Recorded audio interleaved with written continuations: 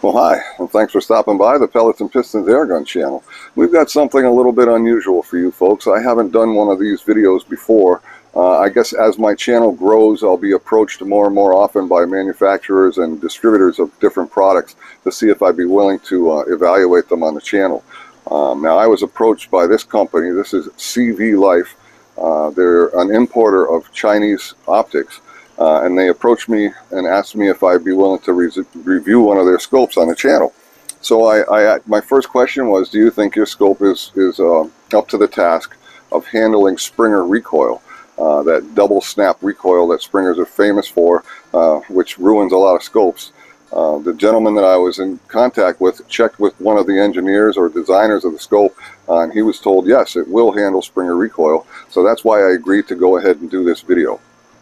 Now, full disclosure, I was told that this scope belongs to me now. I don't have to send it back, so I think in a lot of your eyes, it would appear that I'm going to be biased as far as how I'm going to rate this scope. But that's not the case. What is the case is, if I'm not impressed with this scope, you're never going to see this video because I'm simply going to send it back to the CVLife people and decline to do the video. I don't want to badmouth them or their products, so it's either going to be a decent review of the scope or you're never going to see it. So the fact that you're seeing this now probably tells you that I'm relatively impressed with this scope. So the company has asked me to do three things. They want me to do an unboxing, which is something I've never really done before. Most people are pretty bored with that, but that's what they want, so we're going to go ahead and do that. And they also asked me to give a demonstration of the field of view from 5 power out to maximum power, 25 power. So I'm going to try to do that. I've never really tried to get a good image through a scope before, but we're going to attempt to do that for you. And they also wanted me to mount it on a rifle and do some shooting with it. And before this video goes out, I plan on putting several rounds through this, several dozen rounds, to just confirm that it's going to stand up to Springer recoil, at least for the time being. You know, time will tell with a scope like this whether or not it's going to hold up over a long period of time. But at least I'm going to put several rounds through the gun just to see if it's going to fail soon. Again, if it does, scope's going back, you're never going to see the video. So what kind of scope is it? It's a CVLife made in China. It's a 5 to 25 power, 56 millimeter objective lens. It's got first focal plane reticle. That means that the reticle size will appear to change as you go through the magnification range. And what that gives you the advantage of is that your mil dots or your hash marks in the scope remain constant as far as where your holdover is at various magnifications. So without wasting any more time, what we're going to do is bring it inside, we'll put it on the bench, and we'll do an unboxing for you.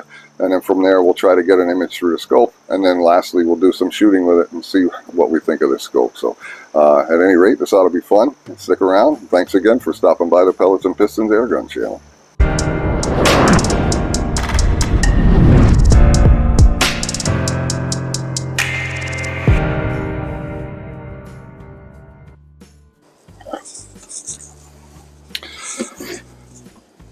Okay, so it's time to do the unboxing. That's something that you're not going to see very often on my channel. At least I don't think so, unless I get a lot more approaches from companies who want me to review their products.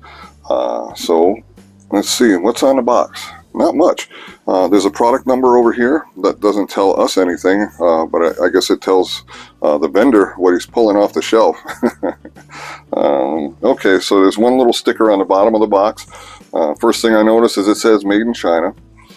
It says it's a CVLife 5 to 25 by 56 millimeter scope with an MOA reticle. So anyway, let's get in the box and see what comes with it.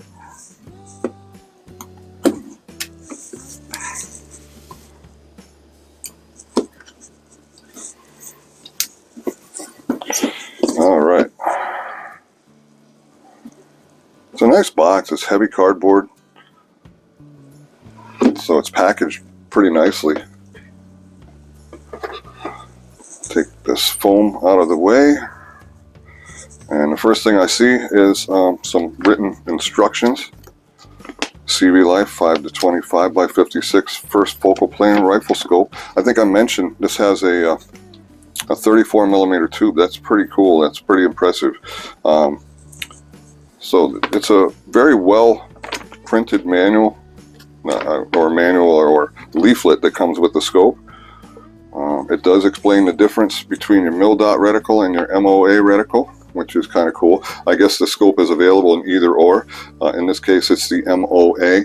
It's got a Christmas tree reticle, which you may or may not be able to see those very, very fine marks down below the horizontal crosshair. So that's kind of cool. Again, it's a first focal plane scope, so what that means is as we adjust the power on the scope, that reticle will appear to change size, which should keep our holdover marks consistent throughout the magnification range. That's kind of nice. Alright, so what's in the box? A little Allen wrench. This is going to allow you to remove the adjustment knob and then set it to 0 once you get the scope set where you want, so that's kind of cool. So it comes with a little wrench to do that. It comes with a lens cloth, which you see oftentimes packaged with a new scope, so that's a nice feature. 2 batteries. Now I'm assuming this only takes one, so it looks like they gave us a spare. This is for the illuminated reticle that I haven't even mentioned yet. This scope has an illuminated reticle, so a couple batteries for that. This is a screw-in knob that you can screw into your magnification adjustment, and this gives you an easier way to adjust the magnification, gives you a little leverage, so you're not just holding a dial and turning it. Instead, you can turn it by using this. We'll install that a little bit later and you'll be able to see how that works. And also we have a sunshade. That's going to make the length of that scope considerably longer, which would probably interfere on, for instance, an underlever sliding breech type rifle, or a side lever with a sliding breech, because I think the scope's going to be a little bit too long for one of those guns, and it'll probably interfere with that loading port. So keep that in mind. If you're looking to buy a scope like this, it may not be appropriate for a sliding breech type design. All right, let's get the scope out of here and see what we got. The first thing I noticed is that it's quite heavy.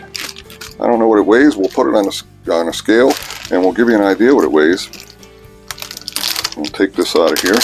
I see inside this plastic that it has the removable, not removable, but the flip up scope caps. They come with the scope. Those are nice. I really like these. It looks like, oh yeah, they're very tight, which is good, because a lot of times these things are loose and they open up all by themselves when the scope gets bumped or whatever. But these look like they're gonna stay in place pretty well, so that's kind of cool. Look at the size of that tube. That's a 34 millimeter tube. In theory, that's going to let in a lot of light, so we should have a nice bright image. Hopefully, if the glass is good, it'll definitely be a nice bright image. Let's see. On the side here, this is your focus ring. It's focused out from 10 meters or 10 yards. I'm not sure which, probably yards, all the way out to infinity. And it turns very nice with just the right amount of friction. It's not too hard to turn, but it's going to stay put where you put it. That's really nice. Over here you'll notice some other letters. Those are your power range. I'm not sure how to adjust that yet. We'll have to figure that out. That's the power range for your illuminated reticle. I'm not sure. Yeah, like I said, we'll check that out. We'll figure it out a little later. The battery goes right here. Again, that little knob is going to screw in right into this hole right here, and that just gives you the leverage that you'd want to change your magnification. The turrets, let's see what the clicks feel like, because on cheaper scopes the clicks are not positive. Let's see if they are on this one. Oh, can't turn it. You know why?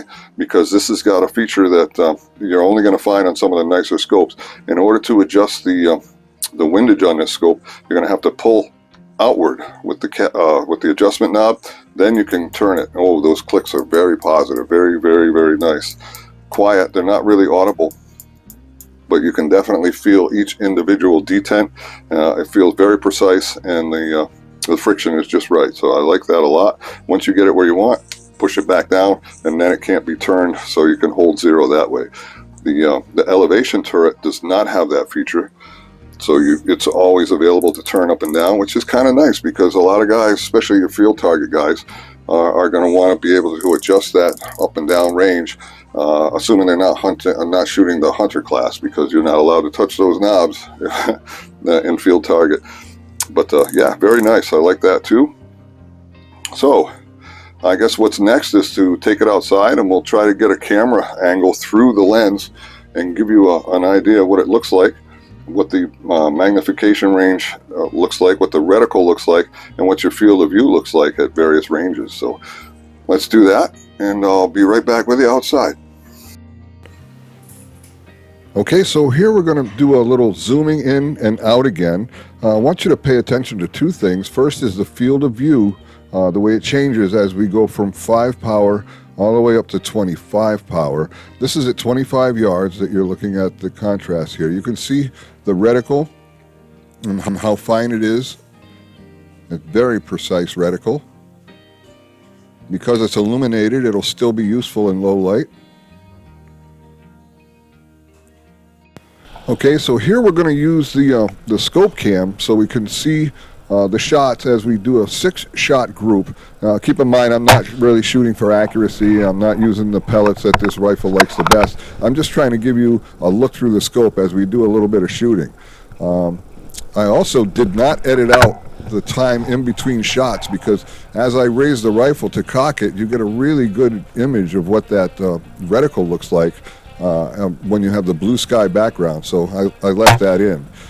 Also keep in mind that this is a scope cam, so it robs a little bit of light so that it goes to your eye, so it has to balance out a little bit. So the image quality through the camera is nowhere near the quality of through the scope with the naked eye without the camera. Keep that in mind. The image that you see through the scope is a lot better than what you can see on this film here, or on this video I should say. Again, there's that reticle in the sky. Just very, very fine reticle. It's very nice for precision shooting.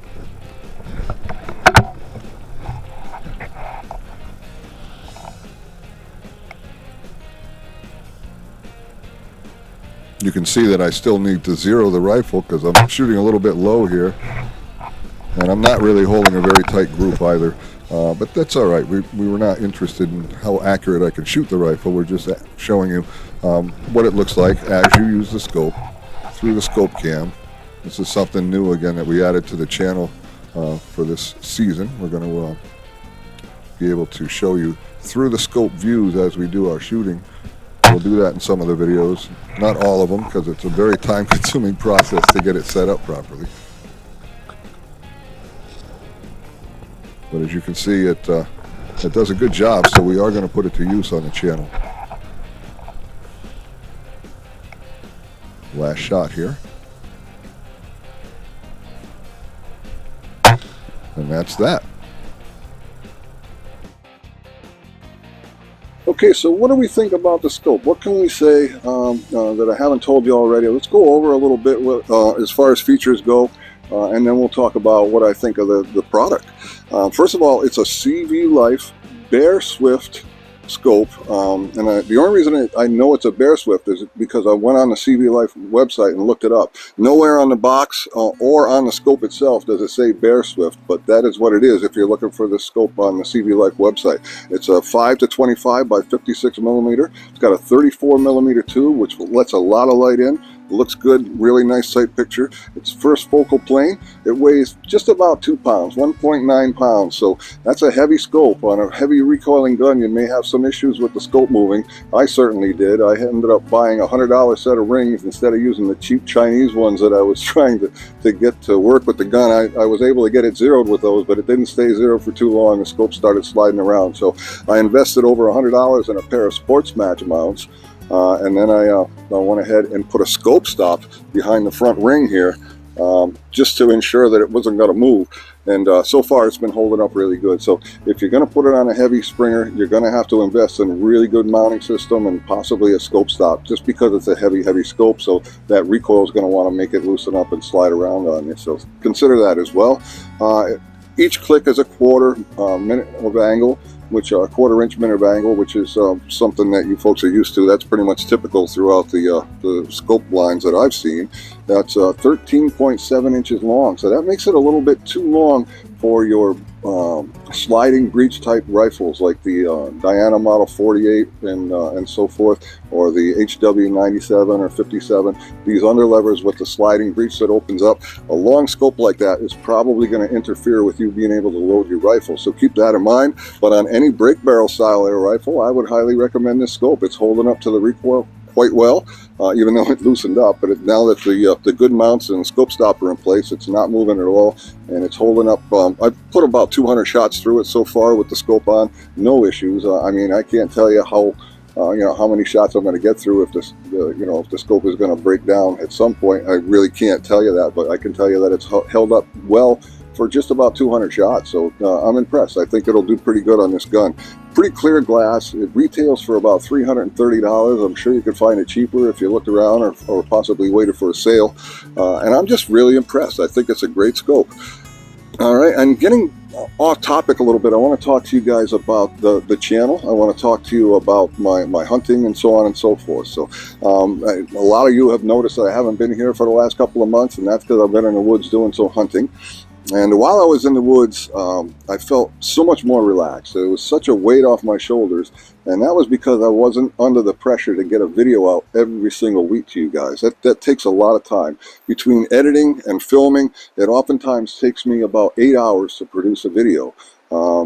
Between what you see on camera and what happens off camera, it's a lot of time. It takes away from a lot of things in my life that are important that need to get done, spending time with my family and so on and so forth. So I think we're going to take it back a step, folks, and instead of trying to get a video out for you every single week, I'm going to shoot for every 2 weeks, and I think that'll take a little bit of weight off my shoulders and give me a little more time to get some other things done. I'm sorry, folks. I'd really like to be able to produce the content as much as I've been doing, but it's just a little too much. It's wearing on me a little too much, and it's just taking too much away from other things in my life that need attention as well. So that's going to change. We'll probably start that right away now that we're back and running, and I'm glad you guys stuck around and waited for me to get out of the woods this year. Next year, I think what I'll do is I'll probably try to get some videos done ahead of time so that while I'm away from the camera, you guys will still have some content to watch, and that'll keep everybody happy.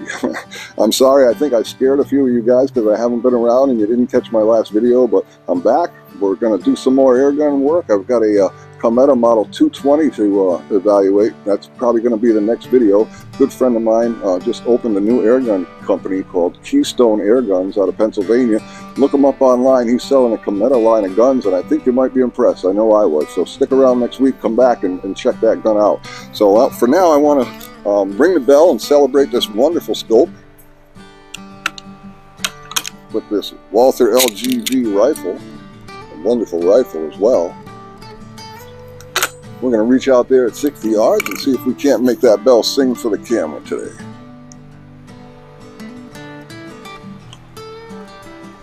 If I can see what I'm doing.